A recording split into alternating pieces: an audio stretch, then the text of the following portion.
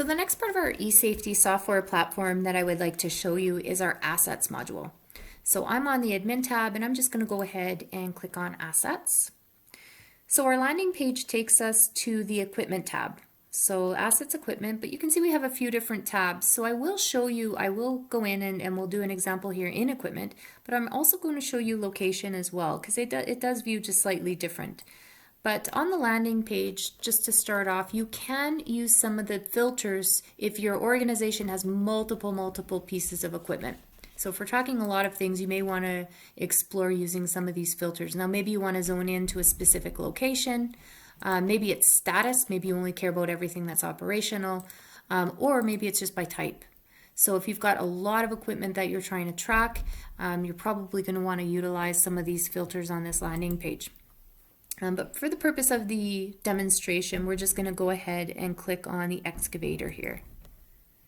Once I'm actually into the item details, you're going to see right there in that blue bar the status. So it is important because, again, we do filter reports based on the status on that landing page. So you will want to make sure that this is up to date here. So that's giving you the status. JPEG image here you can upload of the piece of equipment itself. And as I scroll down, you're just going to see some basic information about the piece of equipment. So how many hours, the mileage, kilometers, etc., serial number.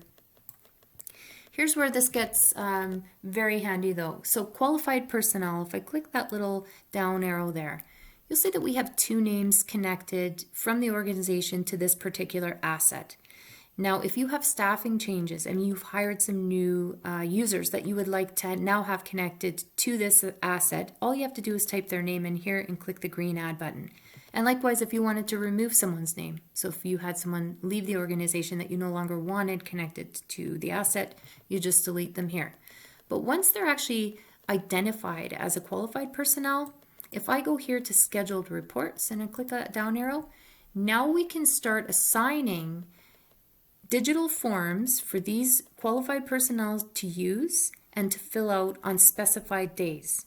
So here we've asked these two guys to fill out a vehicle inspection form Monday through Friday at 9 o'clock, and it's a digital form that they're going to get on their cell phone. Now, they don't both have to do the same inspection on the same asset.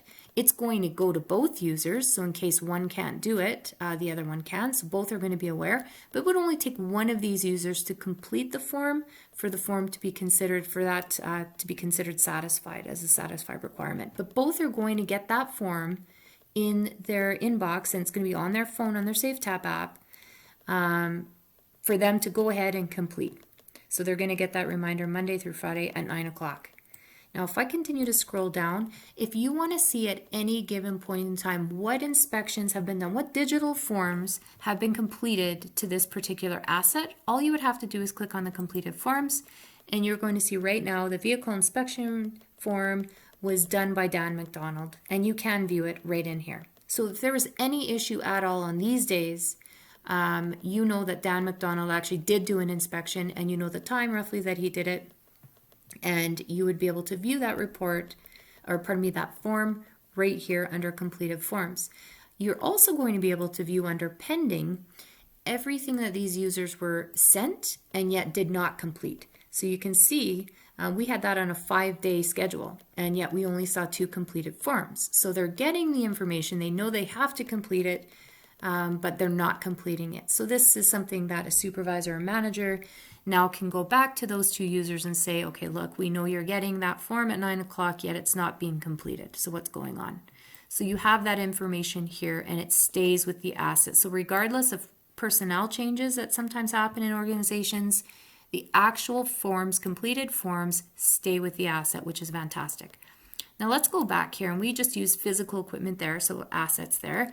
Let's go to location, because the same principles really that apply here, it just views slightly different.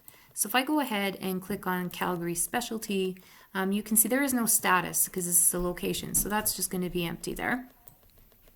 But if I look here and I scroll down, same idea here, qualified personnel attached to this specific location. So you can add whatever users you want right in here as qualified personnel. And then what forms do we want these guys getting? Well, it's a work site inspection form. So same idea. but you can specify which days. So we've got this on a 5-day rotation as well at 9 o'clock. So all of these users are going to be notified that the worksite inspection form is to be filled out at this particular location. Same thing here, who did it? We've got completed form. Well, no one's done it. So this was another form that got attached to this particular location, but you can see for the worksite inspection form, no one's done it. So we can scroll up there to the pending forms, and there you see all of the outstanding forms that have been sent to all of those users, and none of them have completed it.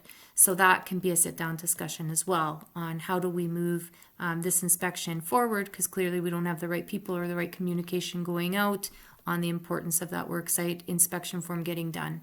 So this is very, very handy to be able to go in, not have to hunt people down, but to be able to view those reports connected to the actual assets here in our assets module.